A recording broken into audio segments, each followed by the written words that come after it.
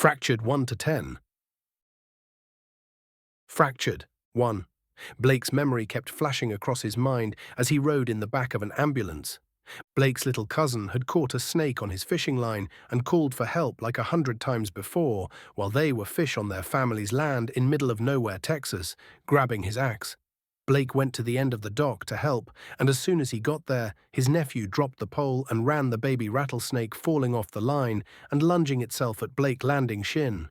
The next thing Blake knows, he's riding in an ambulance with the EMTs saying they're not going to make it in time. "We've got 45 minutes to the hospital, and it's already been an hour and a half to make him comfortable, and I'll try my damnedest," Blake heard the driver say as the EMT injected him with morphine and everything faded to black. The next thing Blake knew, he was sitting in a chair across from a man at a desk, flipping through a file nonchalantly as he set the file down, focusing on Blake. So a college graduate with an associate in science on track to get his bachelor in engineering out with his family celebrating your graduation is sad to say you didn't get anything worthwhile from an associate degree. Has a fairly balanced karma, a few more bad things. But they weren't saints either, but helping and volunteering whenever you can. So not too terrible. We will have to erase your memories besides the behavioral ones, as I'm sure you understand. Blake listened to the confused man and asked, "Where am I?" "Well, you died, my boy, trying to help your cousin, but you were out in the boonies. You should have known the chances of surviving." As the man answered, he came to the realization that the room he's in is solid white, with nothing but the desk, the man, a standard office door, and himself. "We use your universe as something we call a training universe to teach souls how to act, but we wipe them of their memories before being reincarnated into a more interesting universe," the man explained as Blake sat there trying to comprehend everything. "So I died?" Blake asked as he was so out of it. The man sighed, looking exhausted as if he was tired of going through this process. "Yes, boy, you died, and now you're here, and I'm a clerk for the Minister of Reincarnation, and we're working the glorious bureaucratic process to give your next life." As the clerk is speaking, they hear people screaming beyond the door. The clerk's eyes went as he stated, "Well, with this turn of events, we will upgrade your next life in position." As he said this, he snapped his fingers and a portal with a pink-green appearance appeared behind him.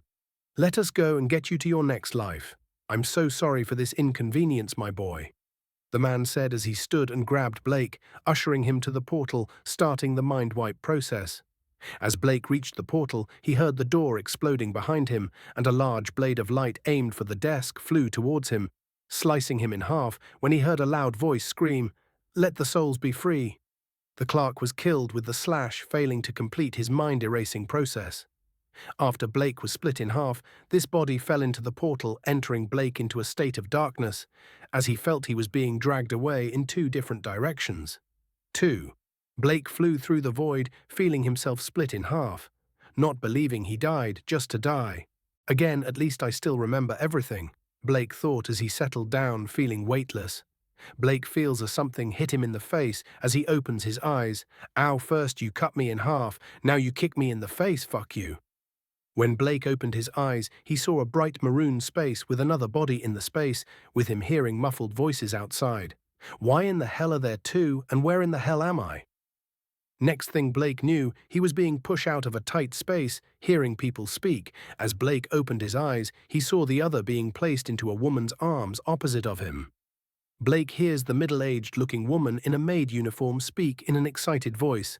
"My lady twins, this is a great surprise, I shall get the marquise," as she rushed out the room.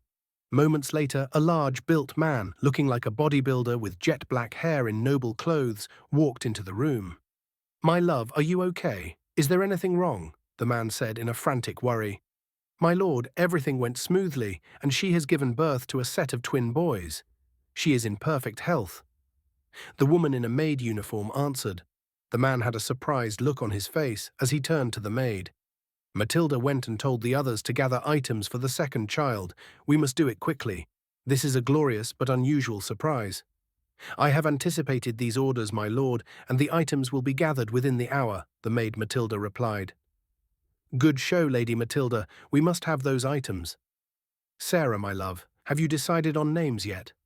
the man said as he knelt down next to the woman on the bed. "Yes, my love." The first with the red hair shall be known as Gentry as planned, and the second with green hair shall be known as Baxter after your late brother.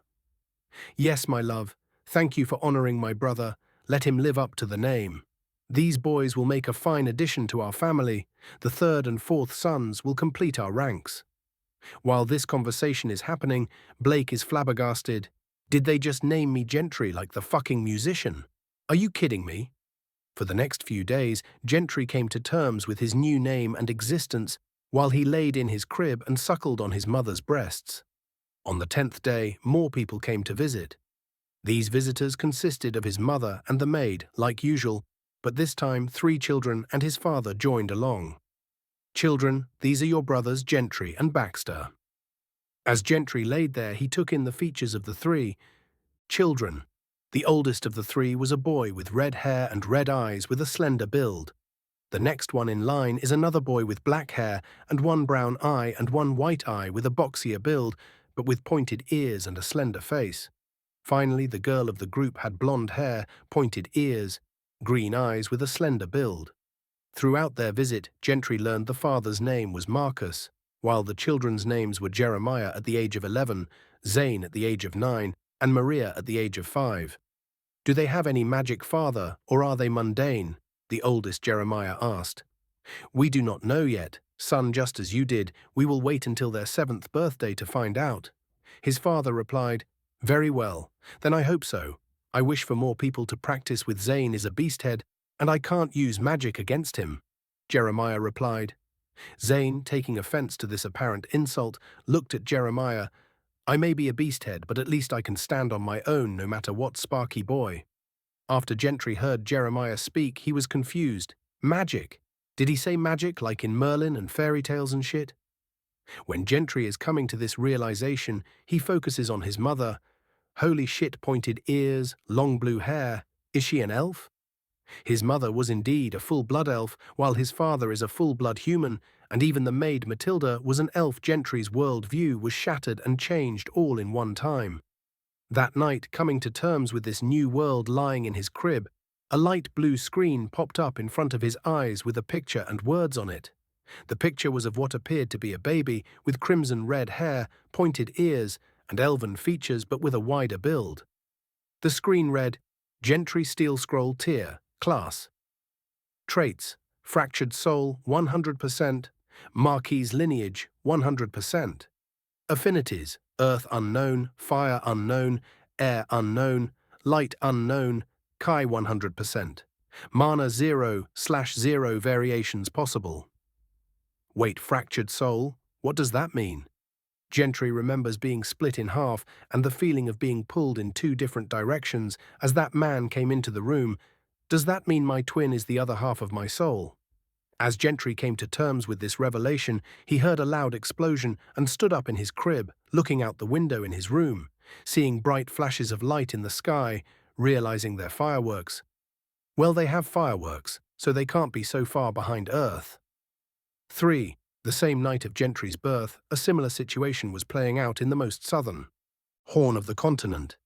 Here lies a city made of black stones, with massive 50-meter-tall beasts of varying species, along with many smaller beast herds ranging from 8 to 20 meters in size around the perimeter of the city. As a storm rages outside, being the beginning of a hurricane. A baby is born in a stone hut. As the baby is born, the demon priestess takes the baby to a waiting basin and bathes the baby in the blood of a demon as he starts to cry. The high chief of the demon clans, adorned in armor made of demon bones, storms in taking hold of the child. My first son is finally here. You will be known as Malik. You, my boy, you shall bring down those who have forgotten us, those who have gotten happy in their simple lives. You will conquer the world for the demon empire. The baby's eyes begin to glow, a gold and red shine, showing his power. The priestess approaches the High Chief. High Chief Vormier, we must get to safety. Rushing to their underground shelter, with the beasts stationed on the end of the city, roaring in a cry of praise for the birth of their new leader. 4. Over the next few years, Gentry's mother taught him and his brother to read and write in this world's language, along with this world's history, geography, and this world power structures and rankings. The tier system ranges from 1 to 10, while their class system is linked to the number of magic affinities a person has. The classes range from Knights have 1, Feudal have 2, Devastation has 3, and Catastrophe has 4. Catastrophe class is rare, but any one person's body can't handle more than 4 unless they reach tier 10. But no one has been able to in this world's history. The world's main continent is shaped like a hexagon, with scattered seas around the inside of the continent, and archipelagos spread out along the edges of the continent. The kingdom Gentry has found himself in is known as the Kingdom of Ebony Rain.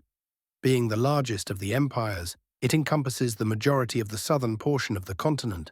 Led by the current King Darwin Ebony, a Tier 9 Devastation-class sword blade, specializing in enhancing attacks. The kingdom's specialty is in innovation and demon exports, due to the fact they hold half of the barrier wall between them and the demon lands that control the entire southern third of the continent. Next door to the Ebony Kingdom is the kingdom held and ran by the dwarfs, known as the Kingdom of Orobelius, known for their craftsmanship in the forges of their mountains, deep under the surface, and led by Tier 8. Devastation-class hammer wielded known as Borsch Earthcracker, known across the world for his power with the earth element. To the north of them is a massive forest, protected by the elves like his mother known as the Evertree Grove, led by a Tier 9 feudal-class nature mage. The elves are a secluded group of people, very few like his mother ever leave the grove, being more preoccupied with defending themselves from the orc clans spread out throughout the forest. To the northwest of the grove it is governed by the Tribal Council, made up of all the beastkin clans, with each species contributing one member to the council helping to fight the orcs and warring with their neighbors to the east.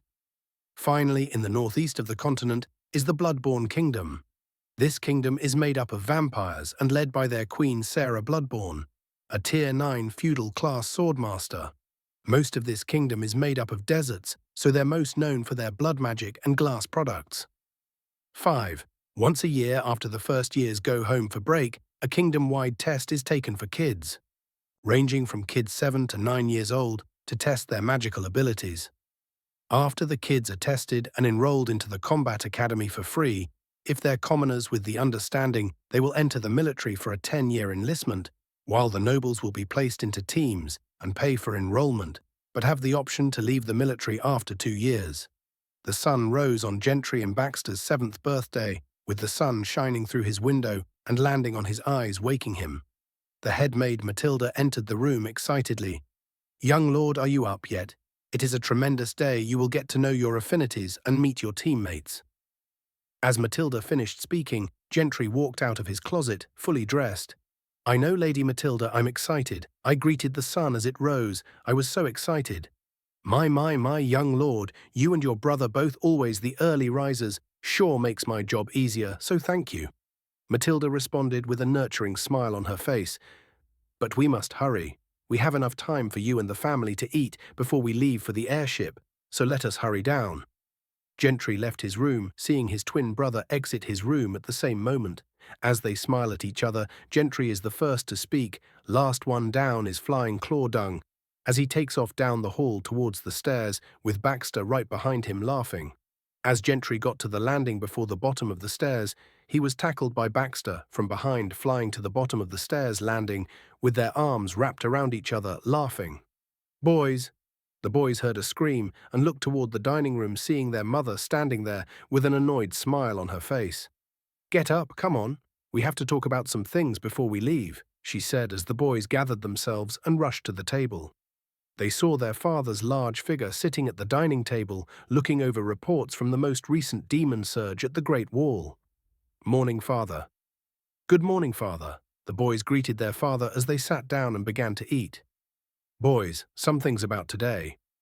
Today is just a registration process to see your affinities and meet your teammates. After today, it will be me and your mother's job to get you two to at least at the cusp of the knight rank before you go to the academy in a few years. So be ready to think about what element you want to focus on. If you have more than one, and if you only have Kai, I will ensure you will be at least Tier 1 when entering. Any questions?" The boys looked at their father, surprised at the amount of information dropped on their heads so early. Gentry spoke up first. Do we know who our teammates will be, and what is the point of being given a team? Well, with you two taking up 2 spots, one will be held by the second child of Duke Armorbane and the third child of Archduke Woolshatter, the final member we will find when we get there. The reason you will be given a team is for when you go into the dungeons or training missions, you will be safer by ensuring you learn to work together. Baxter spoke up next. What elements are we going to have access to, and how do we decide what to focus on? Their mother Sarah spoke up excitedly. Will boys, your father has fire, earth and light, while I have water, air and nature, so you'll have a higher chance at those 6 on the 8. But you could also have lightning or darkness due to your grandfather, and we will go into detail after we have your affinities. Once they were done eating, they were led to the open field behind their mansion, where a 60-meter-long and 40-meter-tall airship waited for them. This airship had the command center resting upon the upper nose of the blimp-like ship, while the bottom was occupied by what seemed to be magical turrets and man-sized ports on the sides for spells to be fired out of, and windows all along the sides of what should have been, where the air was seeming to be the passenger compartments and a single massive propeller mounted as the rear tip of the blimp-like ship. Gazing upon its ebony and crimson paint job, Gentry and his brother were in awe of its pure size and majestic presence. Noticing this, their father chuckled before he spoke. This is just a light-class airship I allocated from the wall for today's trip. Come along, we will go to the bridge to watch its takeoff. Walking along the corridors of the airship, the boys were speechless. The spotless steel compartments with rooms for storage at the rear of the ship, while in the middle 2 larger rooms with what seemed to be a secondary command room, and in the front being rows of seats enough to carry 150 soldiers comfortably. Their father led them up the central staircase, up into the command bridge, the captain placing his flat hand over his heart and bowing to their father, speaking, "Hi, Commander, sir. All systems are good, and we are prepared for takeoff." Their mother took them to the front viewing glass to look out as the ship began to emit a low hum. His father spoke to the crew, "Let's get underway. We have a schedule to keep." In unison, the crew responded, "Yes, sir." The airship began to rise into the air. As it did, Gentry finally got to see the city where he lived as a whole. Off in the distance, he saw a large wall encircling the city with large towers. Every so often, with their mansion in the center of the city, he could see a large circular building off to the left with structures filling everything in between, with large stone roads organizing everything. Their father walked up behind them and placed his hands on each boy's shoulders and spoke, "Boys, remember that the Ebony Kingdom is nothing without its people. We serve them just as much as they serve us. This is why we educate them for free, so they fight for us. We rule through passion, while others rule through fear, subjugation, and enslavement. Not everyone in the Ebony Kingdom agrees, but this is why we have survived so long." "Father, how does this massive ship fly?" Baxter asked, his curiosity finally becoming too much to fight. "Well, son, it's a mixture of runic circles on the body of the airship and magic oil that operates the propeller on the rear." Taking everything in, Gentry stayed silent. He's learned a lot in these few years. He's been here like those explosions he believed to be fireworks on the night of his birth were actually spells used for celebrations, but this fear of engineering and magic was amazing. 6. The rest of the flight was spent in silence in the passenger R as Gentry continued with a silent task he's been working through with his memories. "So it seems that I only have half my memories, seemingly the good ones at least, but I know Baxter isn't the other half of my soul with all the references I've tried on him, and the amount of times he's looked at me like I'm crazy is getting out of hand. So where is my soul's other half?" he thought to himself in the front row of passenger seats. His father came down and started speaking. "Gentry, Baxter, come. We must greet the Duke and Archduke's families." He then led them and his mother back to the loading door as the airship landed and the door opened. The Steel Scroll family walked down the ramp together and stood in front of the 2 families at the base of the ramp. The men in the group were polar opposites. The one dressed with a massive cape with a black and gold trimmed military uniform, presumably the Archduke, with a trimmed grey beard and grey shoulder-length hair, large muscular body and emerald green eyes. The other man had a tall, slender build, wearing a maroon and green trimmed military uniform with steel grey eyes and brown crew-cut hair. the parents making the initial greetings. "Marcus, my brother, how are you?"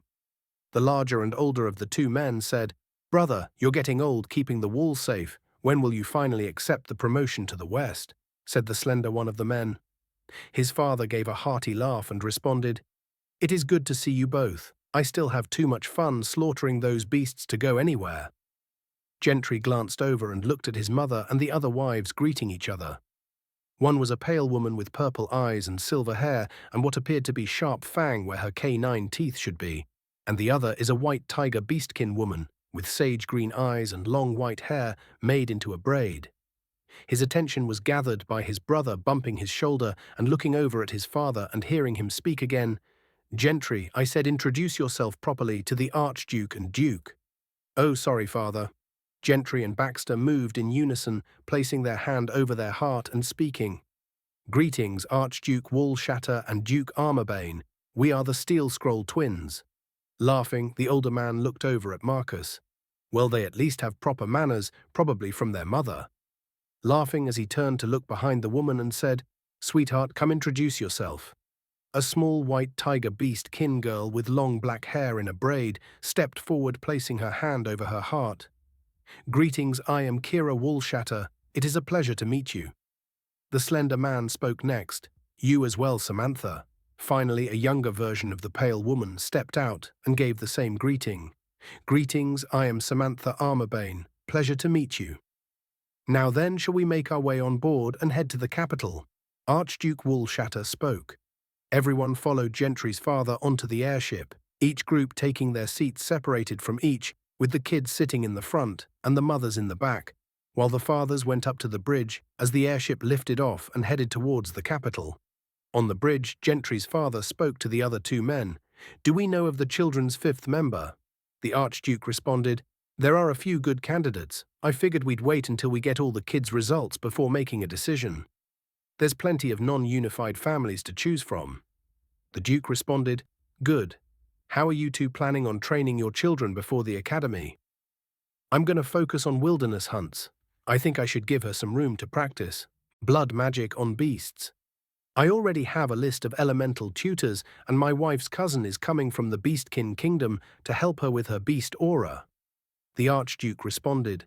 Marcus had a glint in his eye as he looked at the other two men. "We will be taking the boys to the Bastion, and they will learn from my commanders and view real-life scenarios." The other two men looked at Marcus with astonishment and concern. "Marcus, are you sane? That is tremendously too dangerous," the Duke said in shock. "Why do you think that, brother? I've held the wall without any breaches for 60 years, and my soldiers are among the top in the kingdom, and the King's Guard regularly comes there for training. Plus, the forests on the inner walls have plenty of low-tier beasts to practice on." Duke Armorbane looked at the Archduke with a pleading look in his eyes. "Reginald, you have to talk him out of this." The Archduke had a contemplative look on his face as he looked out the forward glass. "Marcus, would you be willing to take in Kira for training, and I could manage your territory?" Surprised, Marcus answered, "Well, of course, Reginald. I wouldn't mind at all. I have some of the best beastkin aura wielders stationed there." The Archduke smiled as he answered, "That's amazing. I shall make the arrangements for Kira and Korath to arrive at the central bastion, and me and her mother will stop by and visit as well." Duke Armorbane's look of astonishment grew even more as he spoke hysterically. "Archduke, please, you can't be serious." "Arnold, there is more coming in the next decade than even I know of that are just whispers in the wind. Right now they must be as prepared as possible. Now you can either join us and help train the children with us, or you can do as you plan, but do not shame us for wanting them to be powerful." Duke Arnold got quiet in contemplation before he spoke up. "Fine, we shall bring Samantha as well, but my wife and I will be there at all times." Marcus smiled and put his hand on Arnold's shoulder as he spoke. "Arnold, this will be great. It'll just be like old times, all of us together fighting. It'll be grand." Arnold got an exhausted look on his face. "I hope you know what you're doing, brother." Back in the passenger compartment, the children are conversing and getting to know each other. Gentry looked closer, studying the pale girl, going out on a limb, asking the question, "So are you part vampire?" Samantha, taken back by the question, narrowed her red eyes and said, "Yes, I am half vampire. Is that a problem? Gentry, feeling the tension. No, not at all. I was just curious. I've never met a vampire before. Kira chimed in at that moment. No one is judging you. Samantha, they were probably curious. Settling down, Samantha huffed and sat back in her seat as Baxter spoke. Kira, what are you hoping to come up on your results? Kira looked at Baxter. Well, I know I'll get Kai, but I also hope I get Earth like my father and nature like my mother. That's cool, I'm hoping for air and water at least, Baxter responded. Samantha spoke up. Well, I know I'll get blood magic, so that'll give me water, but I also hope earth and air. Kira looked at Gentry with expectation on her face. He looked at the group and said, I'm not too sure. I'm just hoping for a good combination of elements for some mass area spells. The loudspeaker rang at that moment, beginning descent into the academy campus. Everyone got to their seats, but Kira looked over at Gentry as she thought, I wonder how far he wants to push himself. 7. As the airship begins to lower towards the city, Gentry looks out the window towards the city. As he looks down, he sees a massive castle off in the distance, and massive walls even larger than what he saw outside his own city. Along with the castle, he sees off to the right of it a massive round pantheon made with 12 marble pillars and a massive round dome, with the top of it being capped with a spear and sword crossed in front of a grand tower shield. Gentry then looks down at the place they landed on and is in even more awe as he sees a massive domed glass area full of trees, roughly about 500 acres, looking like a small forest. Around the dome he sees 9 large buildings, with 8 of them have different elemental symbols: fire, earth, water, air, light, dark, and lightning. And the final building, being the largest of the group where they were headed, had multiple airship landing pads on it, with most of them filled up with airship, each with different crests on them from different families, with thousands of people in lines reaching out from the door. After the airship lands, the 3 families led by the Archduke's family walk down the ramp, met by a clerk from the academy, an elderly man with a long white beard and bald head in a long black and green robe. Greetings, Archduke Wallshatter, Duke Armorbane, Marquis Steelscroll. Welcome back to the academy.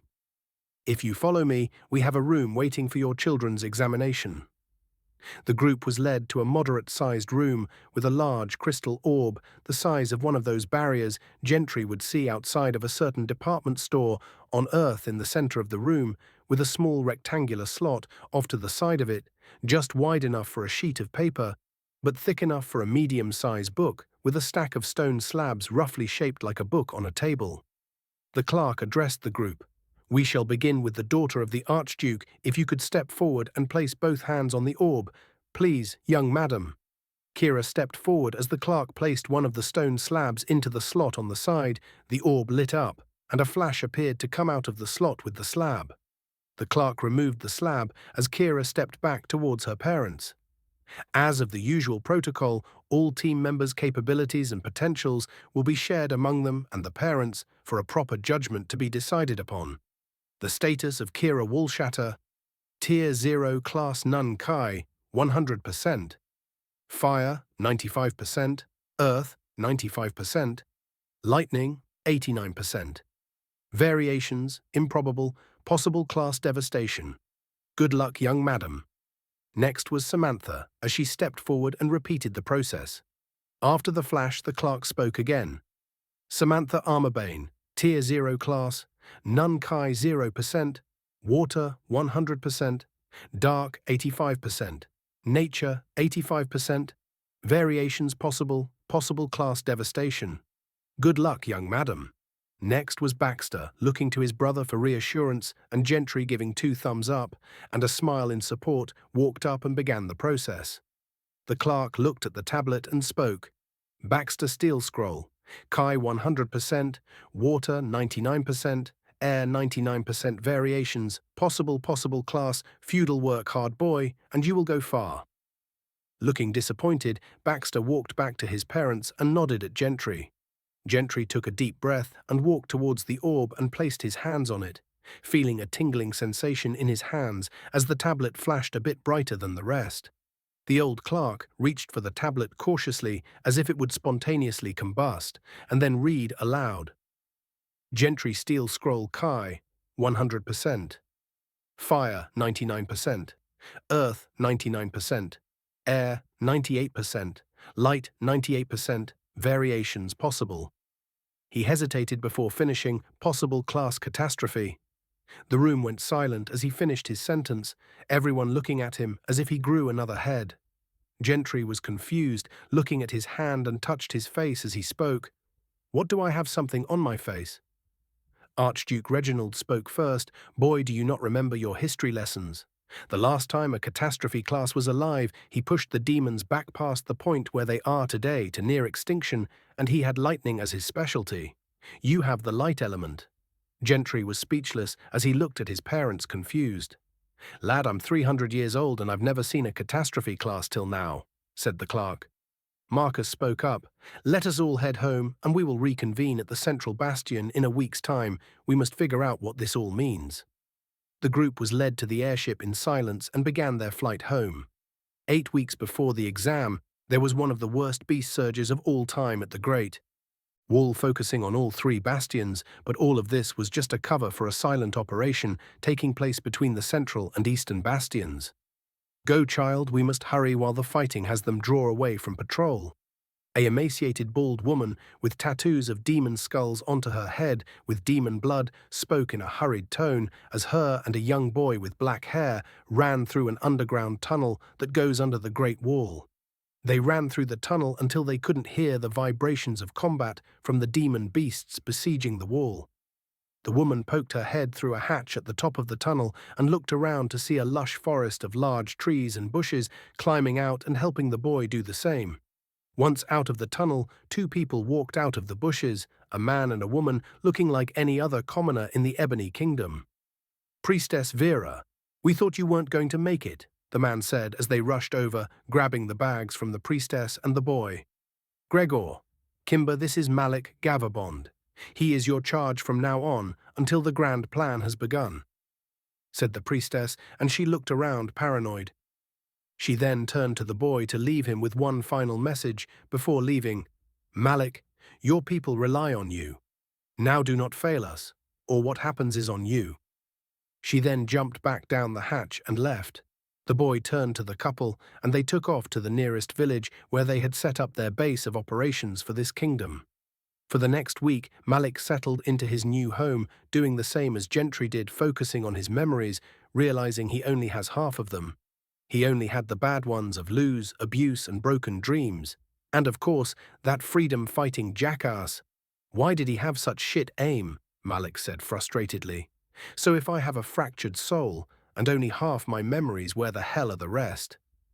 Over the past years, Malik grew up being abused and put through trials, creating black rings around his eyes, which has made his red and gold eyes even more menacing. At least he was fed better than the others of his people, but it was mainly for this mission and being able to blend in. Gregor entered the room. Are you ready, young prince?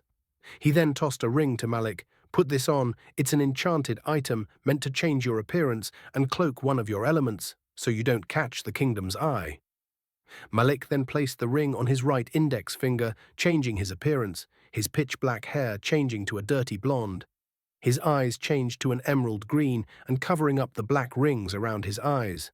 As the 3 left the house, they were greeted by the inhabitants of this village, all bowing to him as he walked fully outside, as they brought over a horse-drawn carriage with 2 boys and 2 girls, stepping out and bowing to him. As the 3 entered the carriage, the 4 other children followed them in. Malik's father set up several of these villages over the years, with at least 3 in each kingdom made up of religious zealots, waiting for the day of reclamation to begin. As they sat down, he looked at the children and spoke.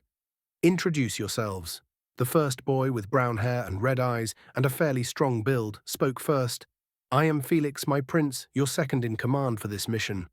Next was a girl with a petite build and long blonde hair with ocean blue eyes, bowed her head and spoke next. I am Farah, my prince. I will be handling information gathering while at the academy. The other girl with shoulder-length black hair and steel-grey eyes bowed her head next. I am Khalifsa Prince. I will be one of your personal guards while in the academy. Finally, the last boy spoke up, shaking his long black hair out of his face, showing his brown eyes, bowing his head. I am Gareth Sir Prince, your other personal guard at the academy. After the introductions were out of the way, they spoke of their plan and how they would achieve their goals while they rode to the closest pantheon for their exams. Once they got into the city with passing some coins off to the guards to hurry the process along, they arrived at the pantheon in the city of Gilmer. Walking in as a group, they were all separated and taken to individual rooms for their exam. "Place your hands on the orb, please," said the clerk. Following his request with a bright flash, following it, the clerk retrieved the tablet and read aloud. Malik Kai, 100%, air 99%, nature 99%, lighting 99%, and possible class, devastation. Good luck, young man, I shall be looking for your greatness in the future. Leaving the room, Malik was glad it covered up his darkness element, otherwise he wouldn't know how to explain that. In this kingdom it's frowned upon and usually purged unless it's from a prominent family. Malik began to look around the pantheon, examining the statues around the main hall. Xerex, the god of war and dwarf-looking man, shown to have a long beard and a Greek-looking helmet reminiscent of a certain 300 from Malik's memories, and a large spear in his right hand. Meredith, the goddess of patronage, is shown as a petite woman with olive leaves in a wreath on her head. The god of fire, Herilek, is depicted as a slender man, holding a ball of molten fire in his hand and a stoic look on his face. Next to him was the goddess of water, Seraphil, with long wavy hair with a long water whip wrapping around her petite body. The goddess of light, Sylvanis, an elven-looking woman with long flowing hair and her hand in a praying form. The god Darkness statue was nothing but a stump of porcelain and a nameplate with broken-off feet above it. Perplexed, he continued along. The god of earth was next Grimbol, a gorilla-type beast-kin, holding up two large boulders, one in each hand, and a yell on his face. Next, the goddess of wind named Avira, having vampiric features and fangs with her hand out, holding a tiny tornado in her palm. Next was the goddess of nature, an orc named Olgek, with broad shoulders and prominent tusks, showing through her lower lips, and her long hair in a braid with vines coming up through the base of the statue and wrapping around her. Finally, the lightning god Vormak, another vampiric man with crew-cut hair with a strong, sturdy build and bulging muscles and lightning bolts coming off his skin. The second to last was the god of harvest Havisul, a tall man in a robe holding a bundle of grain.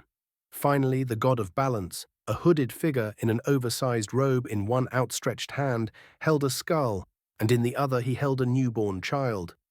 Malik stood there in silence as he heard someone calling out to him from the door, "Come on, son, we must get home before dark." The woman said, playing her part as his mother, giving the statue of the god of darkness one last look before leaving.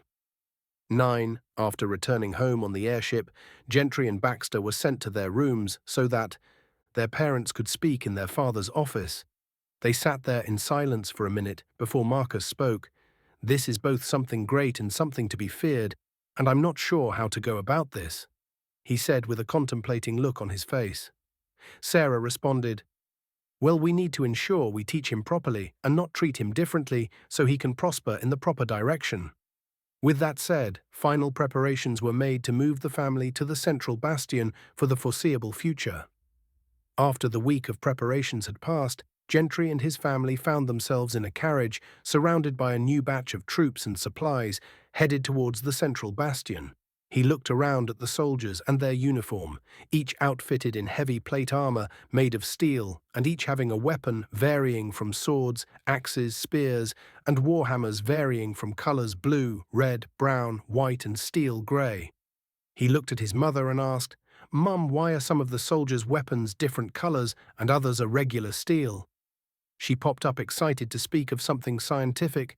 "Well, Gentry, some soldiers, if they save up enough, can get weapons made of elemental ores to enhance their combat prowess. Red is pyrite, blue is aquanite, brown is urgite, and white is airmite.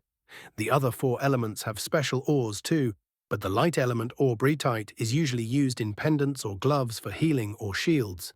The lightning element is used for weapons, as well as braces or boots for speed or special attacks.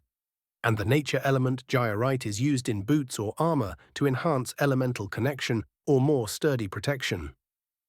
"What about the darkness element?" Baxter asked. Their mother's face changed to an uncomfortable look. Well, shadow ore isn't very prominent here in the Ebony Kingdom.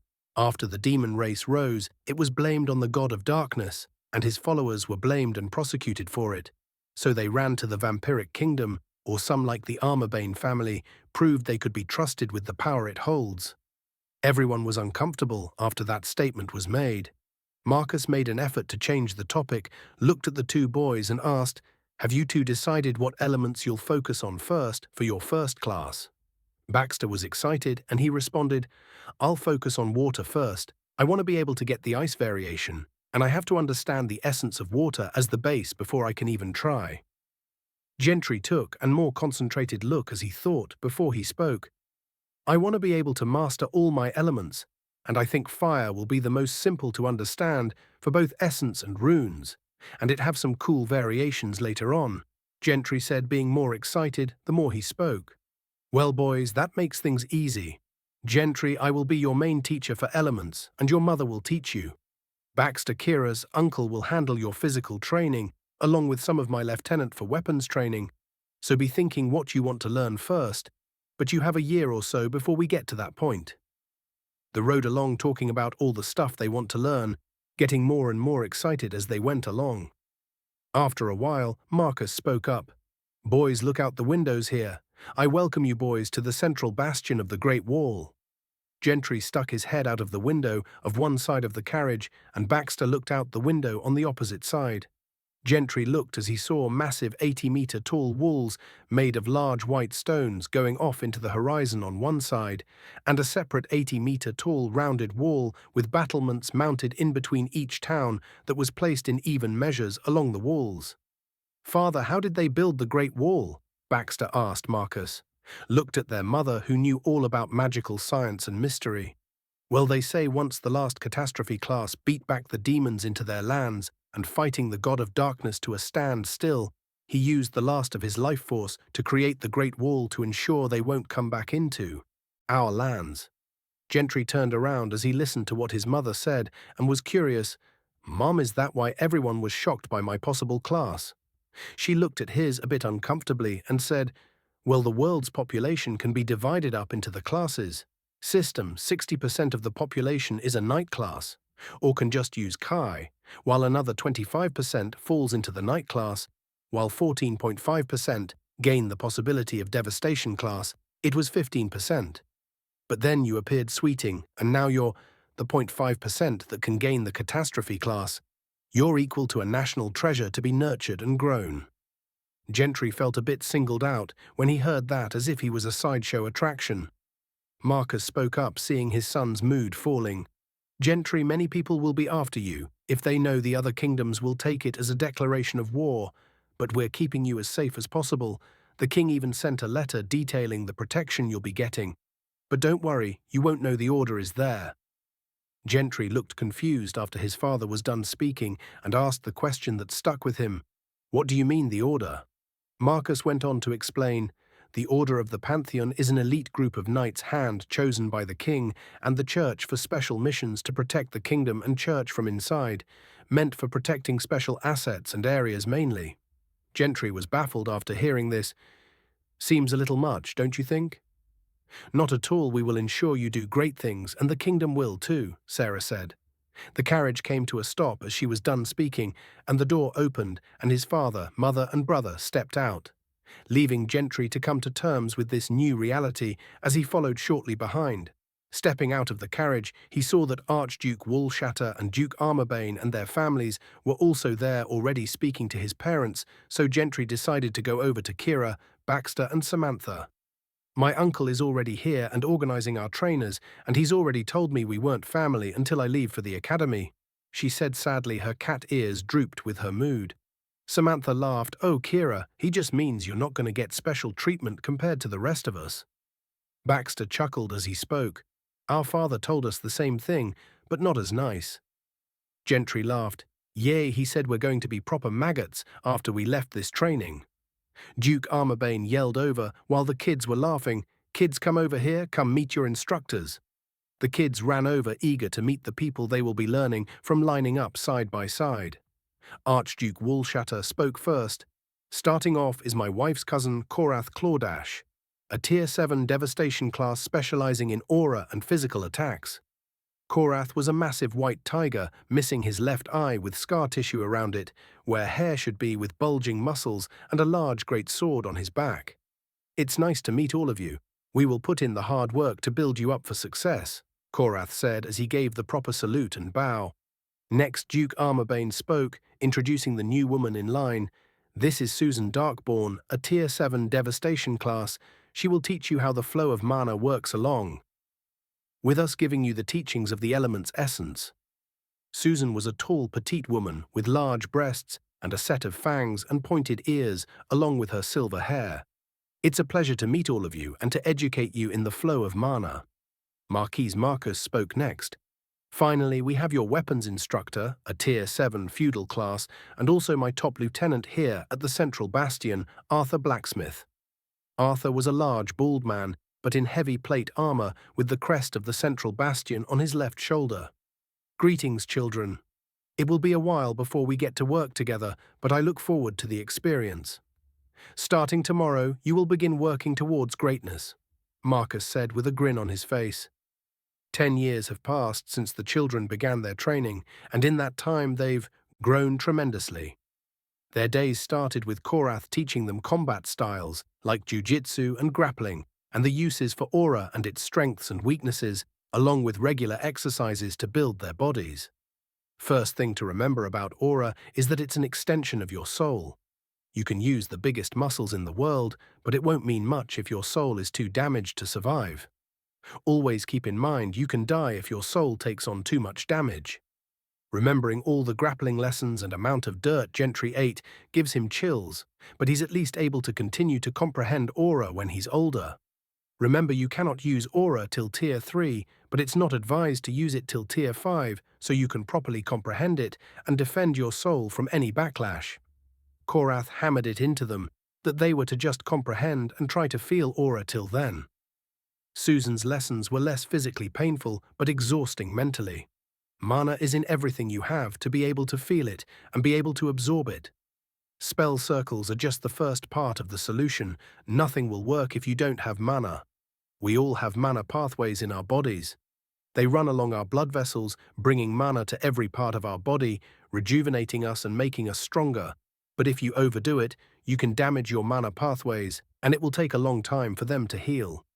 They also learned that all spell circles use the same sets of runes but in different configurations, and were able to comprehend all the runes with the help of Gentry and Baxter's mother. All spells are made up of runes. Each element has their own runes, but generally have a lot of basic ones in them as well. I'm giving you a book of the basic runes, and you'll each get an elemental rune book, based on what element you've chosen.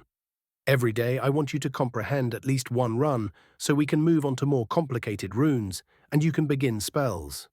Comprehending the basic runes took a full year to complete, with some days getting 2 runes comprehended, and some days getting half of one other day. In the second year, we were given our elemental rune books. Gentry got fire, Baxter and Samantha got water, and Kira got lightning, some being more complex than others, particularly the lightning, because by the end of the second year, Kira barely comprehended a quarter, while the others had been halfway through their elemental runes. Ugh, why did I choose such a hard element? No. Why is lighting so hard? It's just energy like fire, but it shocks you. Everyone laughed at Kira in the mess hall at lunch one day. The kids even learned their first combat spell with the help of their parents. Gentry had his hand out in front of him, concentrating as the magic circle formed at his wrist while aiming at the target. "Firebolt!" Gentry yelled as a bolt of fire shot out and hit the target in the center, making a clear hole in it. "Good job, son. Now how much mana did you use?" Marcus asked as he walked up to Gentry. 80 out of 100, Gentry said tiredly, clinging to consciousness. "Only 80. My first time it took all of it and I passed out," he said as he started to laugh. Baxter learned the water whip while Samantha learned the water ball spells. Kira learned shock to go with her close-up fighting style. After the first year, we got to learn weapons fighting styles and tactics from Arthur. Surrounding your opponent with overwhelming numbers is a decent tactic, but you also can use the terrain such as rocks, sand, trees, and any other objects you find around you to gain an upper hand. It will be a long time before you can use any of this in real life, but practice in everyday life by identifying useful objects or terrain. The weapons training was both physically brutal and enduring, and after 2 years of training, each of them reached the novice rank in most weapons. Samantha, you don't have any Kai to train or pull from in a physical fight, so you should be in the rear casting spell, but if you run out of mana, you'll need a good backup. So today I'll train you in the standard issue, wrist crossbow and the longbow. It'll also go good with your sneaky fighting style, and you could even be the scout for your team.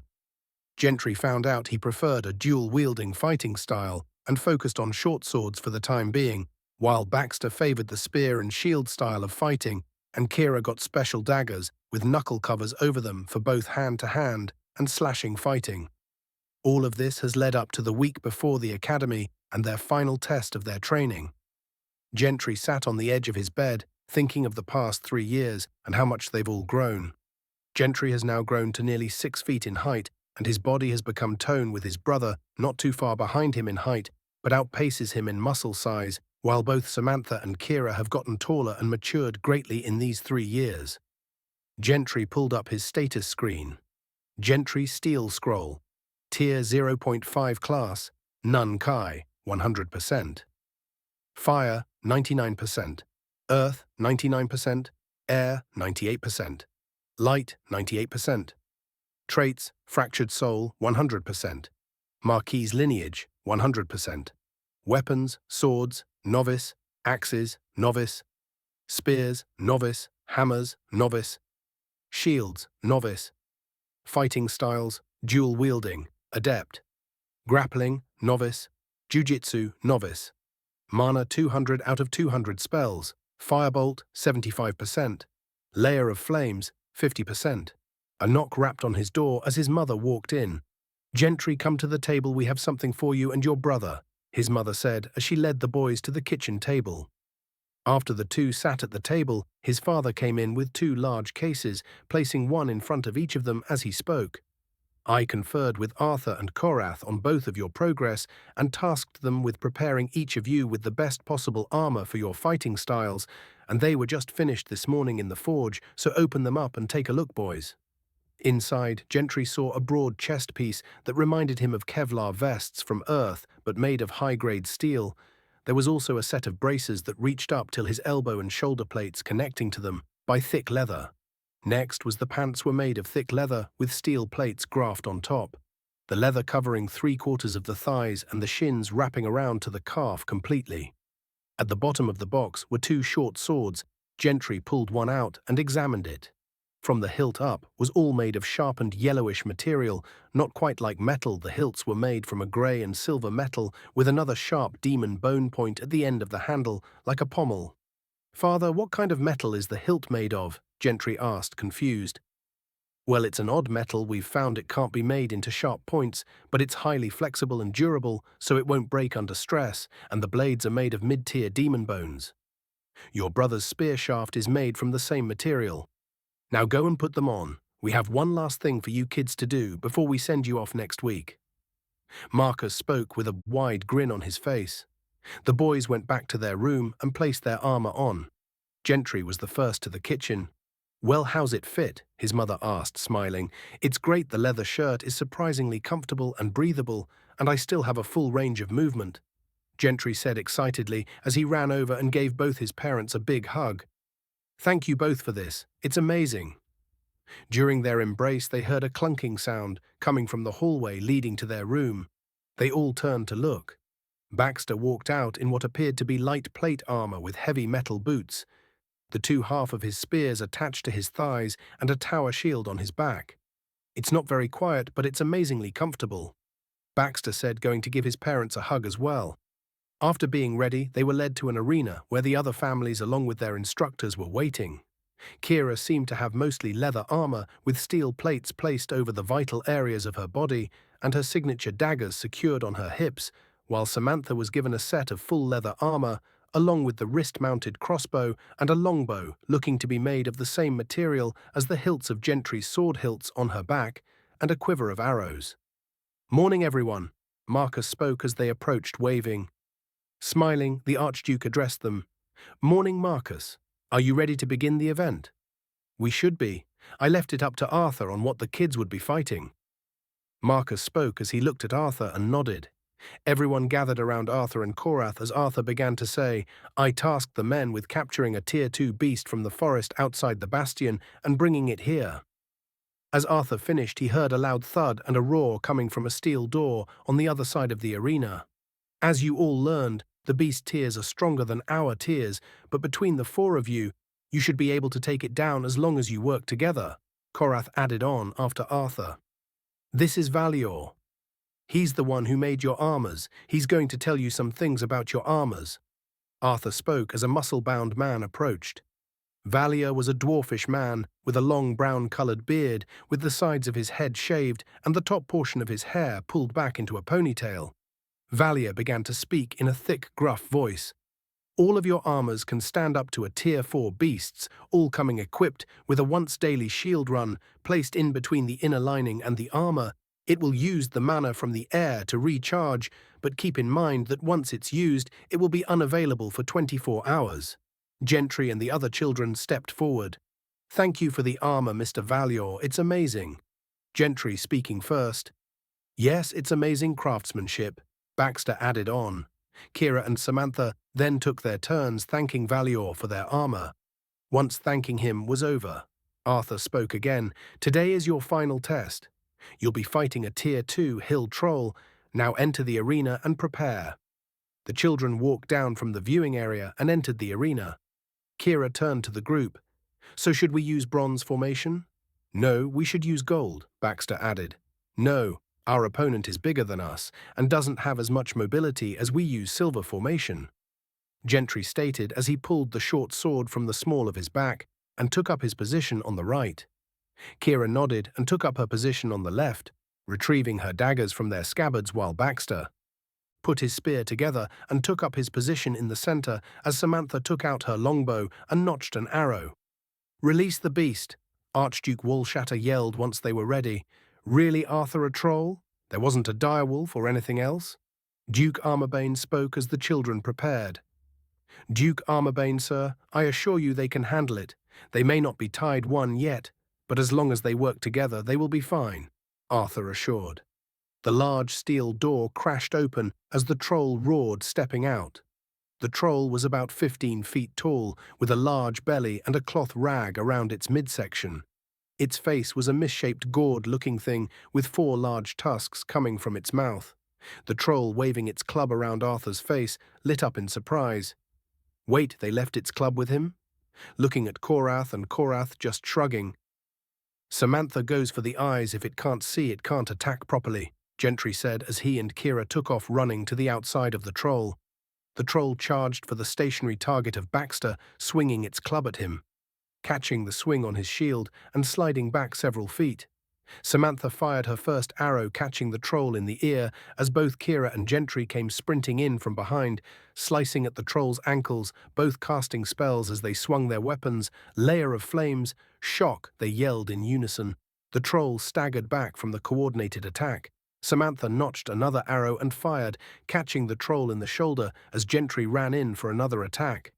The troll, realizing, swung his club at Kira, catching her in the side, activating the shield rune, sending her flying across the arena as Gentry jumps up, stabbing into the troll's left knee. As Gentry hangs there, he hears Baxter cry out a spell, Water Blade, as he swings his spear in an arch, sending a blade of water into the troll's chest, breaking the skin. The troll, roaring out in pain, tries to take a step and falls to one knee. Kira regains her footing and charges at the troll, stabbing him with both daggers in the ribs, and Gentry, using his short swords and handhold, stabs and climbs his way up the troll. Baxter cries out with one more spell as the troll tries to swing his club at Kira again, Water Whip, wrapping the whip around the club and pulling from the troll's hand. Samantha yells another spell and aims it at the troll's face, disorienting it. Water Ball. While all this is happening, Gentry is still climbing up the immobilized troll, reaching the creature's neck. Gentry stabs his swords into each side of its neck and throws his body over its shoulder, dragging the swords with him and decapitating the troll. Exhausted from physical and mana exertion, they gather around the body of the troll in awe of what they did. The families and instructors gather around them, giving them congratulations and praises. Check your statuses to see any changes to your tiers, Susan said. All the children got a glassy look to their eyes as they spoke. Tier 1, Samantha said Tier 1. Kira said, beaming, Tier 1. Baxter spoke proudly, Tier 1. Gentry said in amazement, congrats kids, but remember combining your academic gains and your physical gains will be your job from now on. Because in a week's time, you begin at the academy and we won't be there to hold your hands through it. The Archduke spoke with pride in his voice. After they left the arena, they all went to the Bastion's mess hall for a meal and made plans to leave for the capital in a week's time.